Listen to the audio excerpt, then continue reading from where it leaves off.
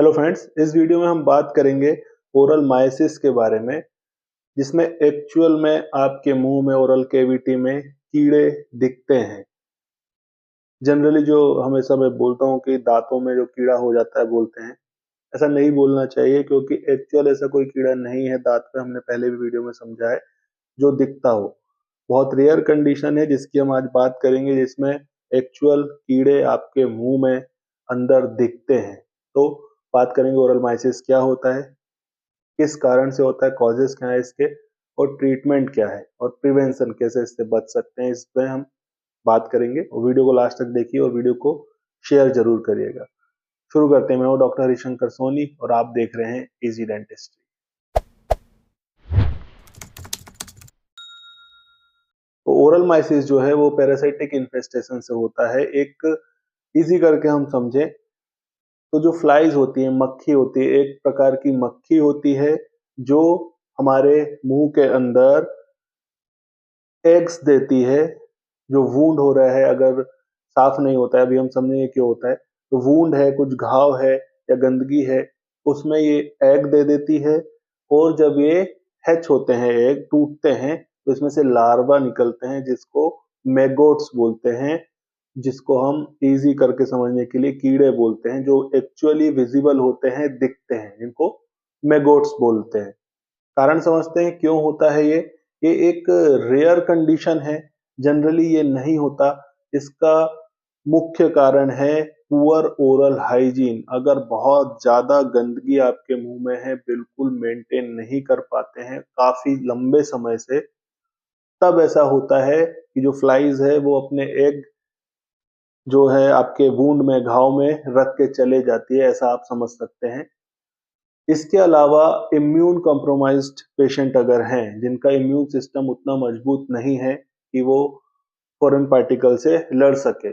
इसके अलावा देखा जाता है जो मेंटली रिटार्डेड पेशेंट हैं, जो बिल्कुल क्लीनिंग नहीं रख पाते हैं खुद से, जिनको ओरल कैविटी क्या पूरे बॉडी का भी होश नहीं होता है, ऐसे पेशेंट में दूसरों को केयर करनी पड़ती है। तो ऐसे पेशेंट में भी देखने को मिल सकता है। तो मेनली ये होता है पुअर ओरल हाइजीन, बहुत ज्यादा अगर खराब है हाइजीन, वूंड हो रहा है, घाव हो रहा है, तो भी क्लीन नहीं कर पा रहे हैं। तब कहां पर होता है ये, जो सॉफ्ट टिश्यू है वहां पर आपको दिखेगा। एक्चुअली ये दांत पे नहीं दिखेगा आपको। जो सॉफ्ट टिश्यू है ऊपर है, जहां पर मसूड़े खराब हुए, गंदगी हुई, वहां पर जो है फ्लाइज आ जाती हैं।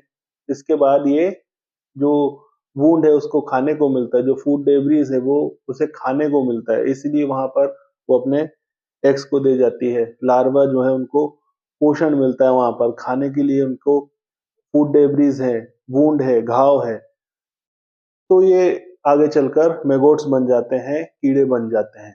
अब समझते हैं सिम्टम क्या होंगे इनके। सिम्टम्स में क्रॉलिंग इफेक्ट्स आपको समझ में आते हैं, जैसे कीड़े रेंग रहे हों ऐसा मुंह में लगता है पूरे, क्योंकि जो मैगोट्स हैं वो मूवमेंट करते हैं। इसके अलावा स्वेलिंग दिखती है, पस दिखता है, और जिस भी एरिया में पेशेंट को मायोसिस की प्रॉब्लम हुई है वहां पर वूंड, घाव ज्यादा हो जाता है, और अगर ये अनट्रीटेड है तो सेकेंडरी इन्फेक्शन कर सकता है। इन्फेक्शन और भी ज्यादा बढ़ सकता है और उस जगह के टिश्यूज को डैमेज कर सकता है। ट्रीटमेंट क्या है? सबसे पहले ट्रीटमेंट तो है कि पहले ही क्लीनिंग अच्छे से रखी जाए, डॉक्टर को आप चेक करा लें, क्लीनिंग मेंटेन रखें, और जो मेडिसिन है वो शुरू करा दी जाए।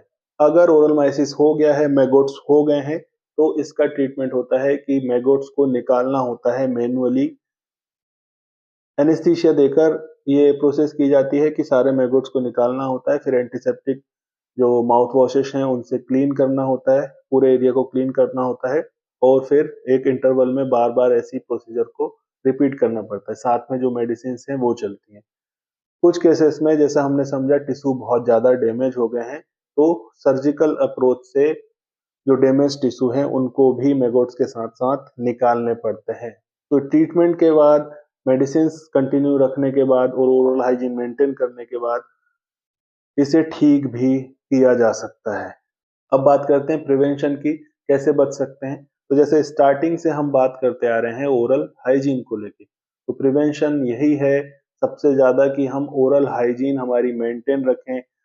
स्टार्टिंग से ही ब्रशिंग हमारी अच्छी होनी चाहिए, फ्लॉसिंग होनी चाहिए, दांतों के बीच में सफाई होनी चाहिए। इसके अलावा जो कुल्ले हम करते रहें, मसूड़े हमारे साफ रहें, दांतों में कहीं पर भी खाना ना फंसे। पूरे दांत अगर हमारे साफ लग भी रहे हैं तो भी कोई कैविटी तो नहीं है जहां खाना फंसता रहता है। दांतों के बीच में सफाई हो रही है या नहीं, ये सारी बात हमें ध्यान रखनी है। इसके अलावा न्यूट्रिशन हमारा बहुत अच्छा होना चाहिए ताकि जो इम्यून सिस्टम है हमारा वो मजबूत हो और हम ऐसी कंडीशन में ना जाएं तो हम इससे बचे रहें।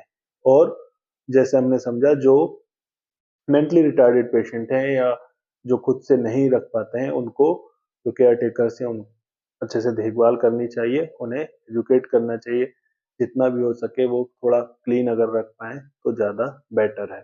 तो ये है प्रिवेंशन। ओरल हाइजीन में आपको बहुत ज़्यादा ध्यान देना है।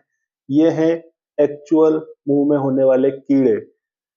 होपफुली आपको समझ में आया होगा, हेल्पफुल रहा होगा आपके लिए वीडियो और आप अवेयर होंगे।